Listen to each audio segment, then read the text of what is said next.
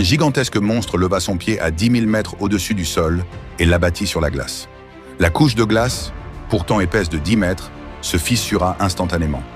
Une immense crevasse se propagea à une vitesse fulgurante jusqu'au second monstre qui, l'instant suivant, s'effondra et disparut sous la surface.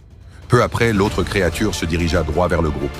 Les soldats tirèrent la femme avec eux et coururent désespérément vers l'hélicoptère. À peine étaient-ils montés à bord que le monstre se dressait déjà devant eux.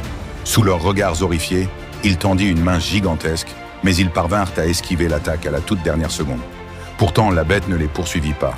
Elle semblait avoir quelque chose de plus important à accomplir et disparut dans une vallée lointaine.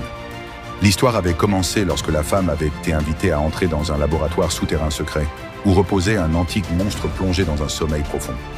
Prétextant un besoin pressant, elle s'était discrètement éclipsée pour détourner l'attention des autres. Elle monta lentement en ascenseur jusqu'à la salle où la créature dormait, posa sa main sur son immense corps et fredonna une mélodie ancestrale. D'abord, le monstre ne réagit pas. Mais au moment où elle s'apprêtait à partir, il ouvrit brusquement les yeux. Le docteur ordonna immédiatement d'activer les lampes UV. En réalisant que ses mains étaient enchaînées, la créature entra dans une frénésie violente. C'est alors que la femme renversa accidentellement son café, provoquant un court-circuit général qui fit exploser toutes les lampes UV. Le laboratoire sombra dans le chaos, et alors que tout le monde fuyait à l'extérieur, ils virent avec effroi que le monstre endormi depuis des millénaires s'était déjà échappé. Une menace encore plus grande était en marche.